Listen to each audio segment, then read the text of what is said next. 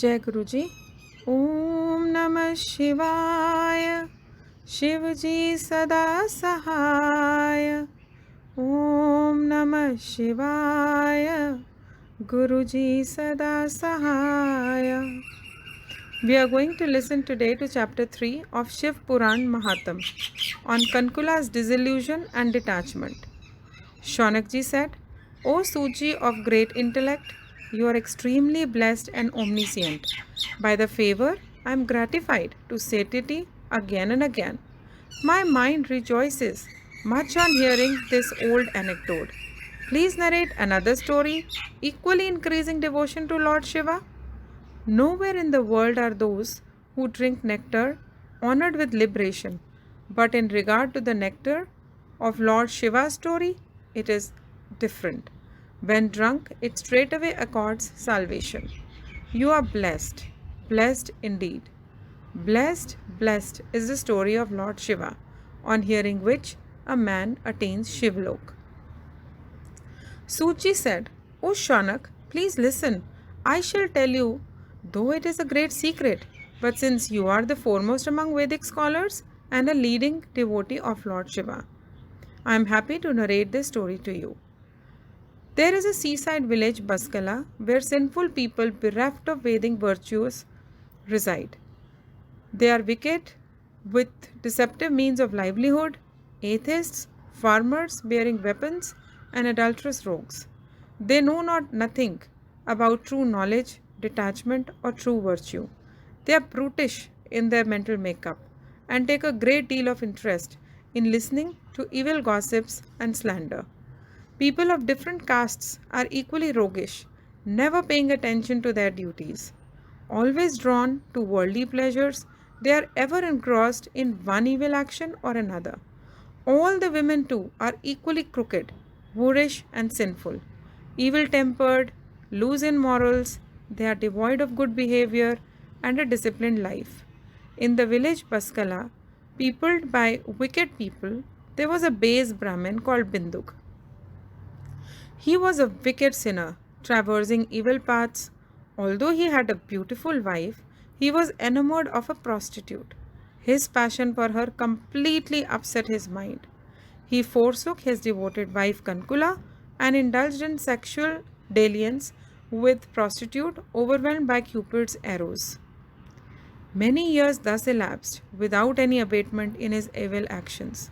Afraid of violating her chastity, Kankula, though smitten by Cupid's bore her distress calmly for a short while. But later on, as her youthful health and boisterous virility increased, Cupid's onslaught became extremely unbearable for her, and she ceased from strictly adhering to her virtuous conduct. Unknown to her husband, she began to indulge in sexual intercourse with her sinful paramour at night.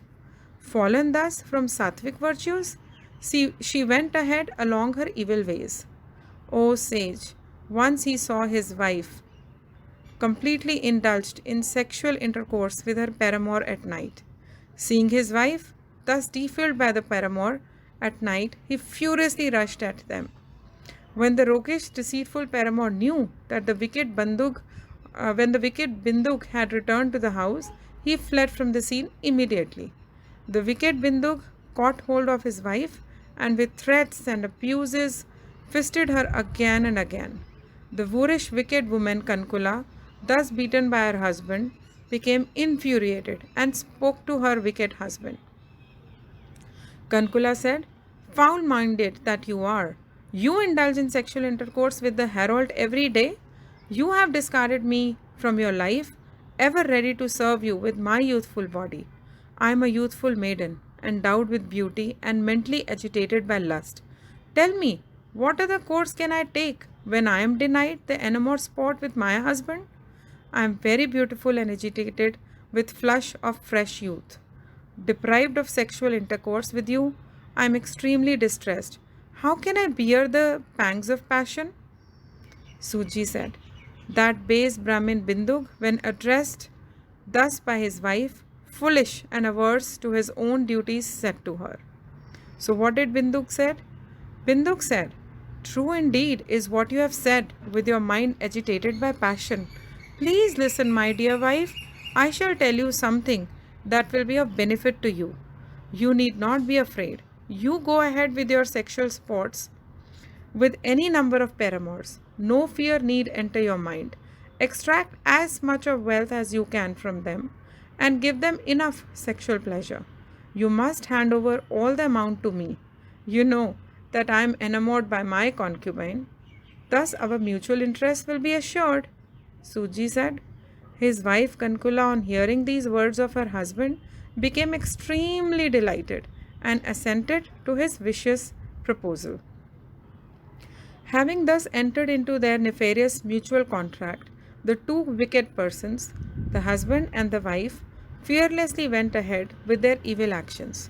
A great deal of time was thus wasted by a foolish couple indulging in their vicious activities. The wicked Binduk, the Brahmin with a Shudra woman for his concubine, died after some years and fell into hell. The foolish fellow endured distress and torture in the hell for many days. He then became a ghost in Vindhya mountain range, continuing to be terribly sinful.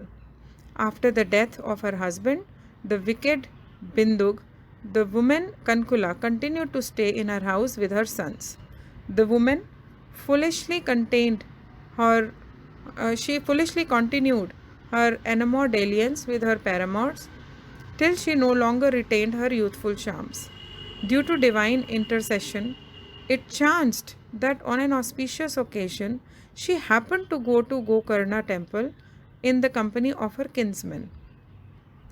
Casually moving about here and there with her kinsmen, she happened to take bath in holy pond as normal routine affair.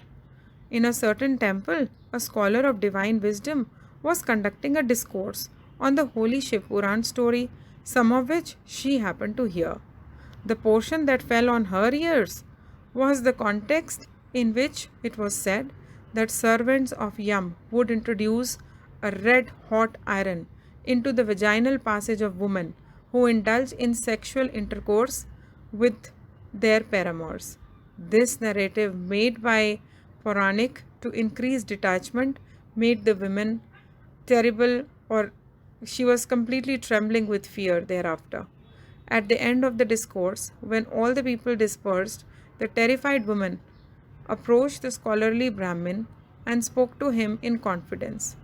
Kankula said, "O noble sir, please listen to the ignoble activities which I performed without knowing my real duties. O Lord, on hearing the same, you will please take pity on me and lift me up. O Lord, with mind utterly deluded, I have committed very great sin. Blinded by lust, I spent the whole of my youth in incontinent prostitution. Today, on hearing your learned discourse, abounding in the sentiments of non attachment, I have become extremely terrified and I tremble much. Please have mercy on me, the fullest sinner of woman deluded by lust, consurable, clinging to worldly pleasures, and averse to my own duties. Unknowingly, a great sin that produces excessive distress has been committed by me for a fleeting glimpse of an evanescent pleasure, a criminal action, which it is. Alas, I do not know which terrible goal this will lead me to. My mind has always been turned to evil ways. Which wise man will come to my succor now? At the time of death, how shall I face the terrible messengers of Yam? How shall I feel when they tie nooses forcibly around my neck? How shall I endure in hell the mincing of my body into pieces? How shall I endure the special torture that is excessively painful? I bewail, my Lord. How can I peaceful proceed with the activity of my sense organs during the day? Agitated with misery, how shall I get peaceful sleep during the night? Alas, I am undone. I am burned down. My heart is too torn and it is getting into pieces. I am doomed in every respect. I am sinner of all sorts. O adverse fate, it was you who directed my mind along evil lines. With a hateful stubbornness, you made me commit great sins.